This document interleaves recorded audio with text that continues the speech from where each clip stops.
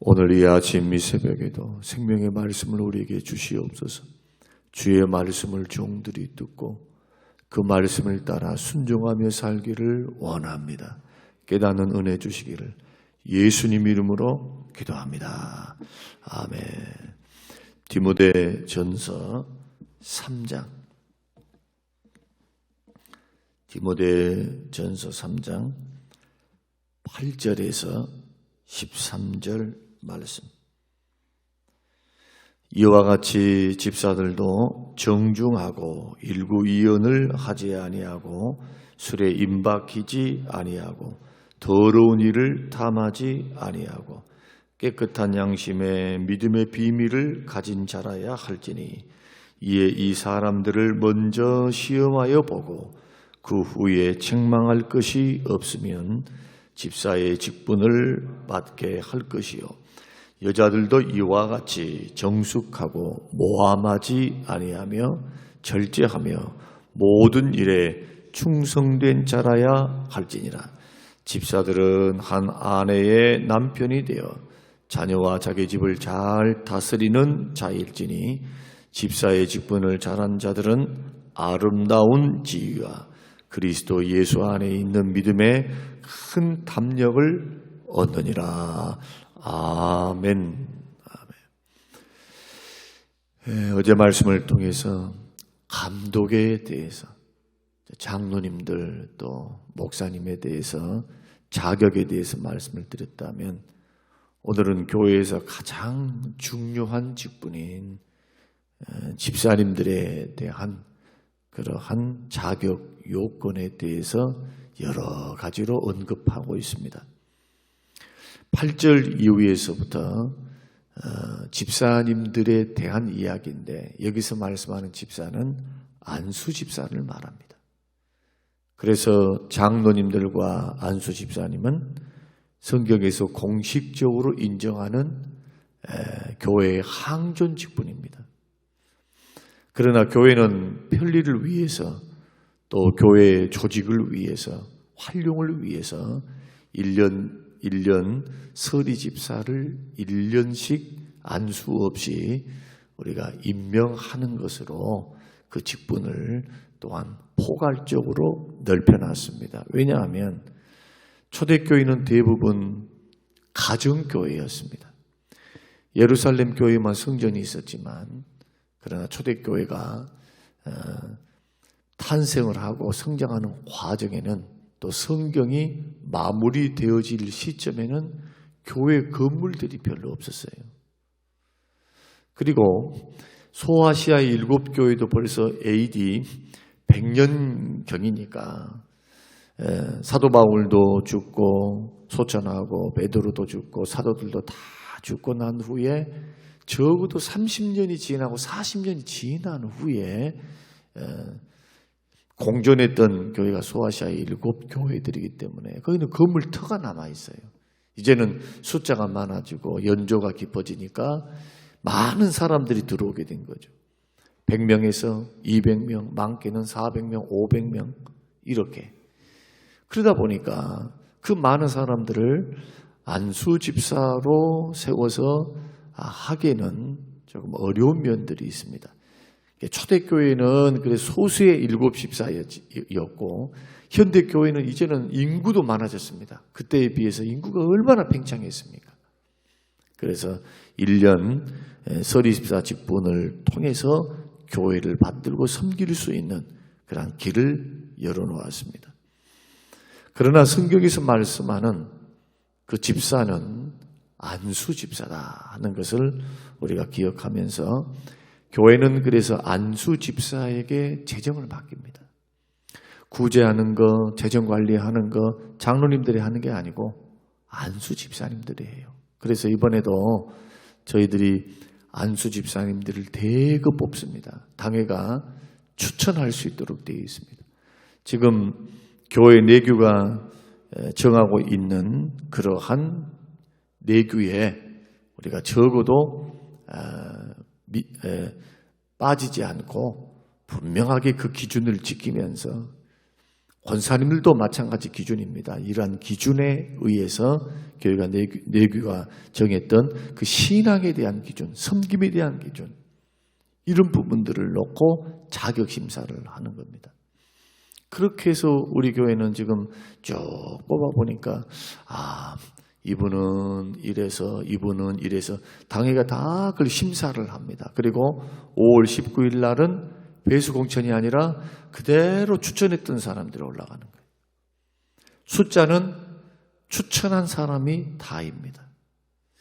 그래서 오늘 우리가 이제 이러한 부분들을 현대교회는 숫자도 많고 과거에 비해서 복잡하기도 하고 또 세분화되어 있고 사역들이 세분화되어 있잖아요. 구제만 하는 것이 아니라 각 기관에서 들어가야 되고 성가대가 있고 초대교회는 성가대도 없었는데 성가대가 있지 무슨 악기팀이 있지 뭐가 있지 부엌팀이 있지 굉장히 좀 다양해졌다고 보는 겁니다. 그래서 조직체로서의 교회의 이 직분을 지혜롭게 활용한다는 차원에서 또한 기도하는 어머니들, 여자 집사에 해당되시는 분들은 지금의 권사님들이라 생각하시면 됩니다. 그래서 오늘은 남성 집사님들의 직분에 대한 자격, 그리고 내일은 여성 집사님들도 권사님들, 특히 서리 집사님들도 해당된다고 봐야 합니다. 우리가 교회에서 1년에 한 번씩 집사로서 임명을 해주기 때문에 임명직입니다. 그러나 권사님들은 항존직이죠. 안수 집사님과 똑같이. 그러한 부분들을 우리가 좀 교회의 체계나 조직에 대해서는 알고 계시는 것이 좋을 줄로 압니다. 그러면 남성 집사님들은, 안수 집사님들은 도대체 어떤 자격을 갖추어야 하는가 하는 겁니다. 오늘 본문 8절의 말씀 보면 이렇게 말씀합니다. 이와 같이 집사들도 정중하고 그랬습니다. 정중하고. 옛날 개혁 성경은 단정하라 그랬습니다. 마음이 흐트러짐이 없는 마음을 말합니다. 여러분 정중이 뭡니까? 사람이 사람을 대할 때 정중해야 돼요. 나이고아를 막론하고 단정하고 정중해야 돼요. 그냥 좀 뭐랄까 사람을 대할 때 예의 없이 대한다거나 이것은 결코 옳은 방법이 아니겠죠. 그런다 해서 너무 또 예의를 차리면 가까워질 수는 없으니까 그런 좀 금물이지만 그러나 교회 공동체 안에는 밖에서야 사적으로야 그렇게 할 수 있겠지만 교회 공동체 안에서는 정중한 게 좋습니다. 특히 남성분들이. 두 번째는 일구이연을 하지 않는다. 이 말씀은 한 번 했던 약속은 반드시 지킬 수 있어야 한다. 특히 교회 앞에서 한 약속들에 대해서는 아무리 자기의 해로움이 오고 또 싫다 아니면 막 마음이 변하고 막 어떤 어려움들이 있었다 해서 그것을 없는 것으로 지키지 않는 것으로 가서는 안 된다.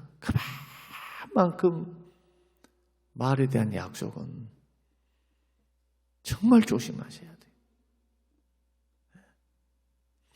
사적으로나 특히 교회 앞에 공적으로 했던 것.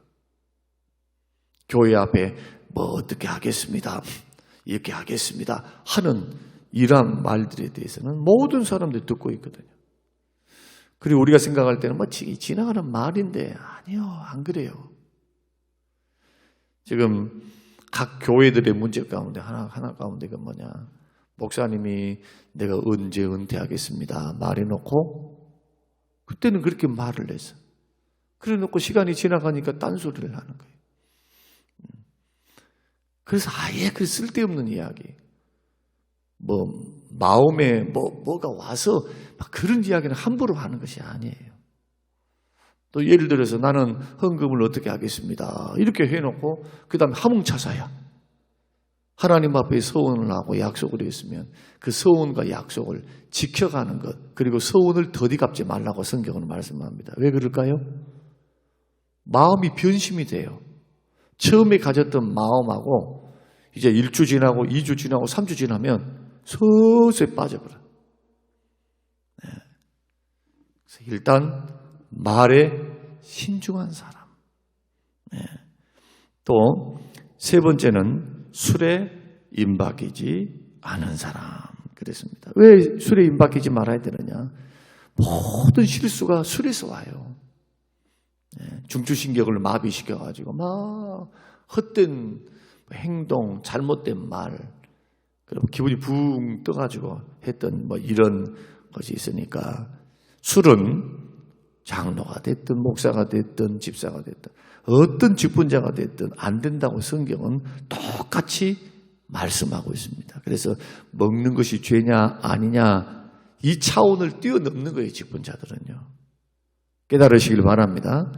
직분자들은 절대로 술을 공식적인 자리가 됐든지 특히 공식적인 자리에서는 또 사회생활을 할 때에도 이 부분은 반드시 극복하고 넘어가야 할 하나의 금기사항이다. 이것은 성경의 교훈입니다.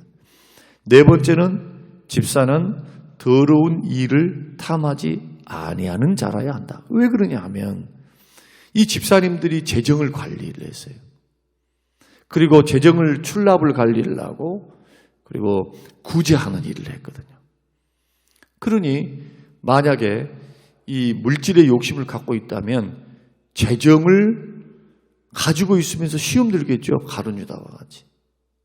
저희 교회는 여러 가지 환경들 때문에 안수 집사님들에게 맡기지 못하는 이유가 있습니다. 왜냐하면 이것을 감당하지 못하면 교회를 떠나요.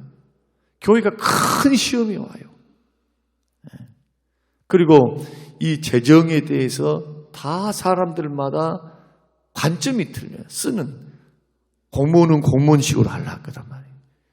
또 사업가는 사업가식으로 하려 할 것이고 교회라고 하는 것은 어떤 룰이 있습니다만 그 재정이라고 하는 것이 국가나 사업체나 아니면 직장이나 이런 데는 정기적인 수입이 좀 정해졌다고 봐야 되겠죠. 그래서 교회는 시험 들고 시험이 찾아오고 이래버리면 헌금을 안 해버려요. 어떤 분들은 교회를 떠나버리고. 그러니까 수입이 일정하지가 않아요. 물론 오래 하다 보면은 11조 하신 분들이 있으니까 어느 정도 대략적인 윤곽을 잡을 수 있지만은 변수가 너무 많습니다. 그리고 선교, 구제, 생각지도 못한 일들이 일어납니다.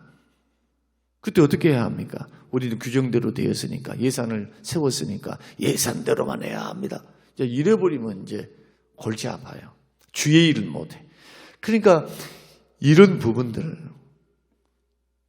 부분들에 있어서 열려 있고 주의 선한 일에 대해서도 마인드가 되어 있고 돈에 대한 욕심을 이겨낼 수 있는 사람, 이런 분들을 안수집사로 우리가 피택하는 것이 바람직하다. 그리고 정당한 방법으로 수입을 창출해야 합니다. 예를 들어서 성경에도 개같이 번 돈에 대해서는 가져오지 마라. 주님 앞에 가져오지 말라는 거예요. 왜? 주님이 안 받으신다는 거예요, 그걸. 이것이 구약의 정신입니다. 신약에도 마찬가지예요. 그래서 정당한 방법으로 우리가 수입을 창출해서 올릴 수 있도록 최선을 다해야 됩니다. 그래야 법에 저촉이 돼서 불이익을 당하거나 아니면은 조금 인격적으로 손해를 보거나 이런 경우들이 있거든요. 그것은 덕이 안 됩니다. 그래서 이런 부분들 우리가 생각해서 우리는 더러운 일을 탐하지 않은 사람이어야 한다. 다섯 번째는 깨끗한 양심의 믿음의 비밀을 가진 사람이어야 합니다. 깨끗한 양심이 뭐냐? 회개하는 심령이에요. 우리 양심이 언제 깨끗해집니까? 예수 믿고 구원받고 난 후에도 의롭다함을 받았지만 그러나 때가 묻어요. 자꾸 발에. 다시 말씀드리면 마음의 양심에도 때가 묻어. 내가 자꾸 마음의 생각에서 또 다른 사람들을 보면서 내 마음으로 판단을 하면서 죄를 짓고 나는 내가 죄를 짓는 것은 아니에요. 그러나 다른 사람들 바라보면서 비판하고 판단, 이게 다 죄인 거예요. 죄. 그런 권리가 우리에게 없기 때문에 분별을 하죠. 분별이 뭡니까? 지금 죄 중에 있구나. 이런 방향으로 가면 안 되는데. 이런 것은 분별을 해야 되겠지만 딱 옳은 잣대를 가지고 본인이 잣대를 딱 들이대면서 틀렸어, 맞았어, 틀렸어. 이게 판단이에요, 이게. 주님은 이런 거 하지 말라 하시거든요. 이렇게 하면 너도 헤아림을 받고 너도 비판과 판단을 네가 받게 된다. 그리고 하나님도 그 판단과 비판은 주님이 하시는 거예요, 주님이. 사도 바울도 최종적인 판단은 주가 하신다. 나는 내 자신도 판단하지 않는다. 분별을 하지. 분별. 이게 주의 뜻인가? 주의 선하게 나는 가고 있는가? 나는 바른 길을 지금 믿음 안에 서 있는가? 자꾸 말씀과 기도에서 자기 자신을 돌아보면서 만약에 그 기준에서 벗어나면 뭘 합니까? 회개를 해야 돼요, 회개. 그래야 깨끗한 양심이 깨끗해지죠. 이런 분들이 자꾸 거룩해져 가는 거예요. 나는 이거 하지 말아야지, 저거 하지 말아야지.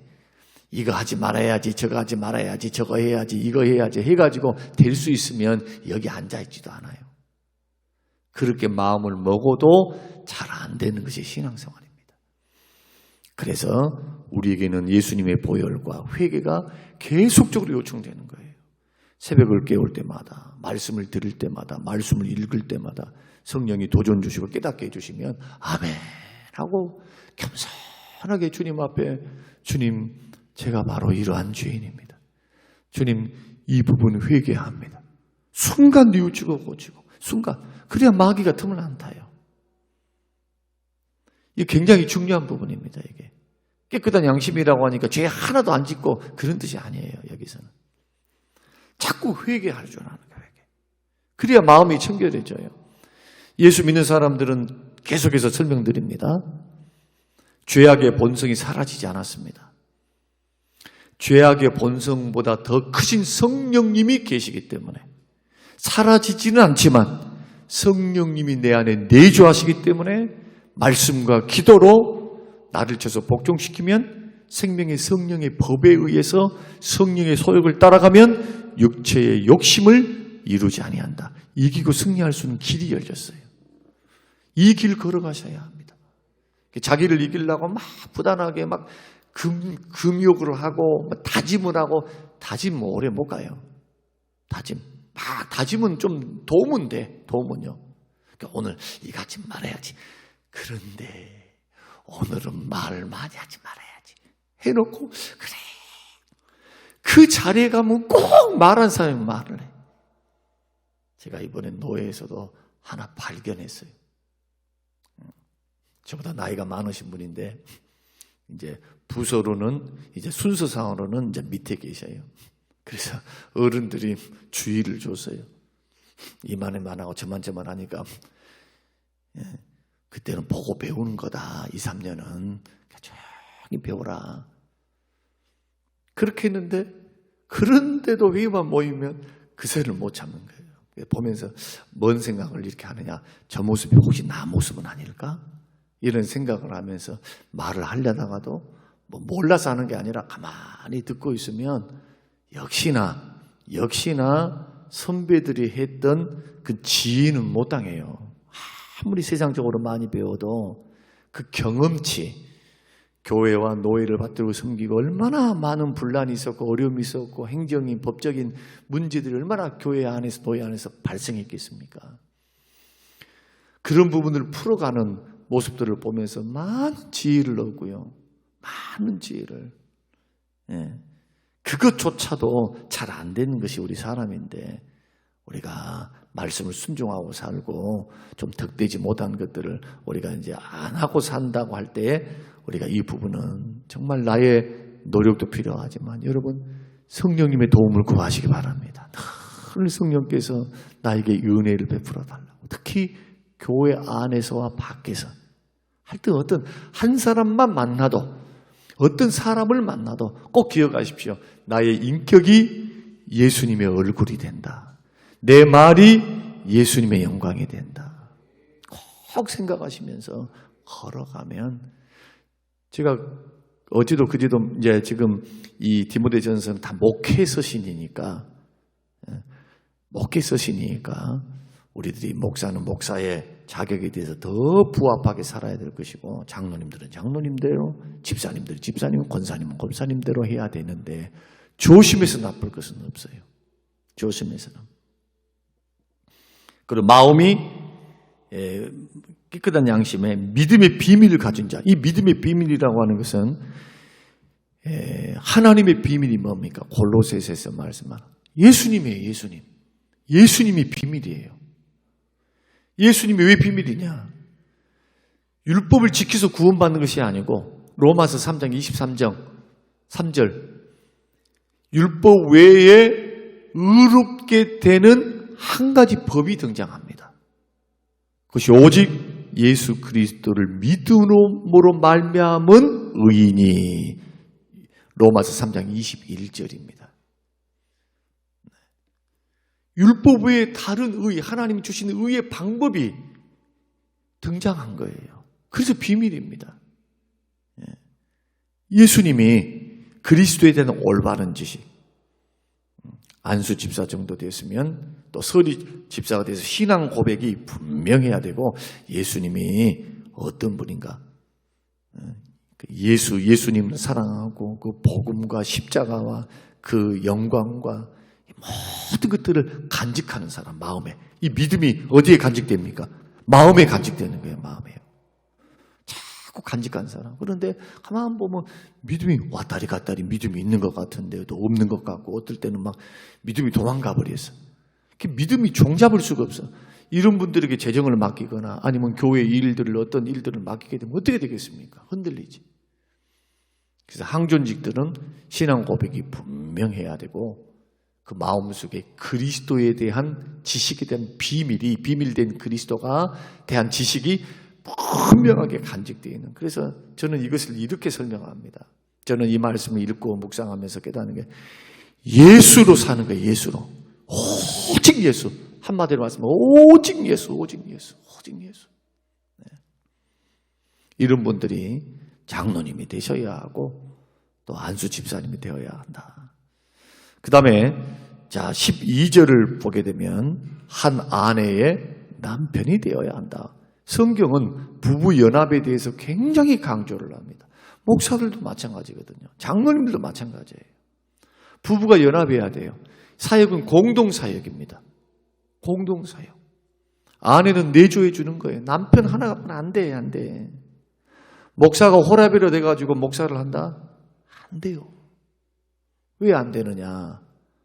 오죽했으면 하나님께서 창조의 질서를 보면은 돕는 배필로 여성을 그렇게 두셨겠습니까? 그래서 저 천주교라든지 이런 데는 다 성경의 교훈을 따는 겁니까? 아니면 만들어내는 겁니까? 금욕, 기도원주의. 처음에는요, 교회사를 보면은 다 결혼했어요, 다. 그런데 수도원주의가 AD 500년부터 수도원주의가 시작되더니 딱 금합니다. 결혼하지 말아라. 결혼하지 않으면 더 거룩하게 보이거든요. 금욕적으로 보이거든. 그래 놓고 술은 먹고 담배는 피고 술 취해가고 있으면서도 막 미사를 드리고 막 이런 일들이 종교개혁 때, 중세시대 때 말할 수 없는 무슨 사생활을 낳고 많아. 하여튼 그런 교회사적으로 보면은 문제가 너무 많다 이거예요. 똑같이 장로님들도 가정이 건강해야 됩니다. 부부 생활이 원만해야 돼. 부부 생활이. 안수 집사님들도 부부 생활이 원만해야 돼. 그래야 한쪽이 시험이 들면, 한쪽이 힘들어 있으면 다른 한쪽이 붙들어 주죠. 혼자 있으면 혼자 넘어져 버려요. 혼자. 그래서 하나님께서는 돕는 배필을 두었고, 옆에서 부인들은, 이분들은 다 남자들이니까 부지런히 기도해야 돼요. 기도해야 돼요. 남편을 위해서. 목사님만 위해서 기도하면 안 돼요. 내 남편 장로의 직분을, 내 남편 안수 집사의 직분 잘 감당하게 하나님 도와주세요. 이제 다 피택이 되고 난 후에 부인들만 모여서 제가 교육을 할 겁니다. 부인들만 모여서 실제적인 교육을 할 거예요. 만약에 이렇게 하면, 이런 교육이 전혀 다른 교회는 있는가는 잘 모르겠습니다만은 이제는 대거 뽑게 돼요. 이번에는 이번에는 한두 사람 뽑는 게 아니에요. 많은 수를 뽑을 겁니다. 50주년 기념으로. 그리고 1, 2부로 나누어져 있는데 장로 피택자들은 그래도 얼굴을 알아. 그런데 생각해 보십시오. 1, 2부로 나누어져 있는데 1, 2부로 나오는 사람들이 여러분들이 신방도 안 하고 여러분들이 그분들과 교제도 안 하고 같은 순도 아니고 하는데 어떻게 알겠습니까? 어떻게? 목사와 사모님과 신방하고 그분들을 보고 있고 헌금 상황, 출석 상황부터 시작해서 성격, 가정 이것은 목사 위에 교육자 이외에 잘하는 분들이 없어요. 그리고 당회가 이런 분들을 선정해서 기준에서 딱 올려놓는데 이분들을 다 올려놓잖아요. 한두 사람이 아니라. 그래서 검증되어서 이런 분들을 올려놓은 이유가 그겁니다. 그냥 35세 이상 투표합시다. 옛날에는 35세 이상 투표합시다 하고 했어요. 뭐 공천하지도 않아. 그래도 되신 분들은 대단했어요. 왜? 독보적으로 섬기고 독보적으로 하나님 앞에서. 그래서 옛날에는 장로님들이 그렇게 존경을 받았던 거예요. 이런 분들을 당회가 이제 이렇게 세워가지고 숫자를 하기 때문에 이제 제가 보관과 그리고 계획들을 이미 이제 마음에 두고 그것을 놓고 기도하고 있는데 이런 분들도 가만히 가정들을 보는 겁니다. 가정들을. 부부관계는 어떤지, 교회 신앙생활은 봉사생활은 어떤지, 성격은 어떤지. 특히 다음에 나오는 말씀은 굉장히 중요한데, 자 4절도 그렇지만은 자 12절 집사들은 한 아내의 남편이 되어 자녀와 자기 집을 잘 다스리는 자. 자녀들이 신앙적으로 잘 다스려서 그 자녀들이 공손함으로 복종하는 자. 자 3장 4절에는 자기 집을 자녀들로 모든 공손함으로 복종하게 하는 자.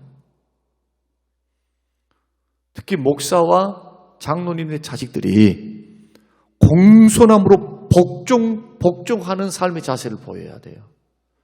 그러면은 그 아버지 장로될 분은 어떻게 해야 된다는 것입니다. 주의 교양과 훈계로 부지런히 가르쳐서 자식들이 부모에게 누가 되지 않도록. 자격 조건 가운데 하나입니다. 이것을 공의 장로와 집사님들을 세울 때에 이 부분까지도 살펴보라는 거예요. 어떻게 가정을 다스리지도 못하면서 어떻게 교회를 다스리겠는가. 그 말이 5절 말씀이죠. 그러니까 이런 부분들은 우리가 이제 직분을 우리가 맡고 지금 피택을 앞두고 있고 디모데전서를 우리가 의도적으로 지금 살펴보면서 한번 점검해 보자는 것이죠. 이러한 모습들을 보이게 되면 주변 사람들이 다 보게 될 거예요. 가정교육 잘 받았구나. 신앙교육 잘 받았구나. 그 아버지의 신앙을 그대로 물려받았구나. 얼마나 복일까요? 얼마나. 믿음도 좋지. 공손하지. 인품 예수를 닮았지. 만약에 그렇게 걸어간다면 미래의 하나님이 어떻게 그들을 사용하실까요? 우리는 이러한 부분들을 생각하면서 저와 여러분들이 반드시 신앙적으로 가르쳐서 세워야 된다. 자녀들을 믿음으로 키워라. 주의 교양과 훈계로. 그러려면 부모의 신앙이 겉다르고 속다르면 안 됩니다. 교회에서 신앙이나 집에서 신앙이나 언행 심사가 같아야 돼요. 같게 가야 돼요. 그렇게 해서 세워가는 것. 이것이 남성 집사님들의 자격이다. 내일은 여성 집사님들의 자격에 대해서 말씀드리려고 합니다. 이러한 부분들을 저와 여러분들이 잘 숙지하셔서 믿음의 길을 걸어가는데 그냥 엄벙덤벙 나는 그냥 교회 나와서 습관적으로 나는 봉사했어 이거 했으니까 이러지 마시고 하나님 말씀을 다 통독하고 읽으면서 나에게는 어떤 부분이 부족한가. 그래서 목표가 뭐가 돼야 되느냐? 예수 그리스도가 돼야 돼요. 믿습니까? 믿음도 예수, 인격과 삶도 예수지. 그냥 좀 생각 없이 그냥 봉사만 물론 봉사에 대해서 제가 왜 말씀드리냐면 봉사 열심히 하신 분들이 죄송한데 열심히 하는 것만큼 교회에 해를 끼치는 경향이 있거든요. 해를. 그냥 조용히 계셔버리면 그냥 그러지 않을 일들도 앞서 나가니까 부딪힐 수밖에 없고 할 수밖에 없어요. 그러다 보니까 마음이 상하고 상처받고 그분들도 시험 들고 그다음에 그 옆에 있는 사람도 이런 경향이 있어요. 그래서 여기서 말씀드리는 골자는 뭐냐? 필요 없다. 이것이 잘못됐다는 것이 아니라 이런 부분을 감당할수록 무엇도 뒷받침돼야 된다? 인격과 삶도 비방거리가 되지 않고 존경받는 것도 같이 올라가도록 우리 그렇게 세워져 가는 항존직이 되시기를 바라고 내일은 권사님들에 대해서 또 서리 집사님, 여집사님에 대해서 말씀드리면서 함께 은혜를 나누고자 합니다. 고마우신 아버지 하나님 고맙습니다. 5월 19일에 항존직을 뽑습니다. 하나님 아버지 은혜를 베푸사 이런 부분들을 우리가 말씀을 듣고 스스로 점검하게 하시고 이 부분들을 놓고 기도가 진행될 수 있도록 도우시며 하나님 앞에 쓰시기에 깨끗하고 합당한 그릇들로 빚어갈 수 있도록 하나님 축복하여 주시옵소서. 감사드리오며 예수님 이름으로 기도합니다. 아멘.